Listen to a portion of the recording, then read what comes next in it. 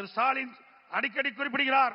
இன்றைக்கு மத்தியில் இருக்கின்ற ஆட்சியாளர்கள் தமிழ்நாட்டிற்கு எந்த வளர்ச்சியும் கிடைக்கவில்லை என்று ஒரு தவறான அவதூறான பிரச்சாரத்தை பரப்பி வருகிறார். நாம் சிந்தித்து பார்க்க வேண்டும்.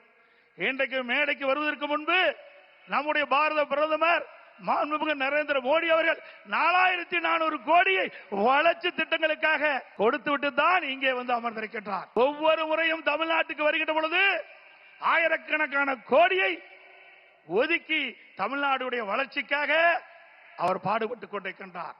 வேண்டுமென்றே திட்டமிட்டு அரசியல் காழ்ப்புணர்ச்சியின் காரணமாக இன்றைக்கு மத்திய அரசை திட்டமிட்டு அவதூறு பிரச்சாரத்தை பரப்பி வருகிறார்கள். திரு ஸ்டாலின் அவர்களை 15 ஆண்டு காலம் மத்தியில் ஆட்சி அதிகாரத்தில் இருந்தீர்கள். தமிழகத்திற்கு எந்த நிதியை கொடுத்தீர்கள்? என்ன திட்டத்தை கொண்டு வந்தீர்கள்?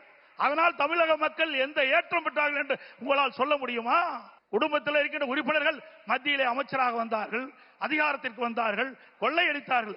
அதுதான் உங்களுடைய கட்சியினுடைய நிலைப்பாடாக இருந்தது.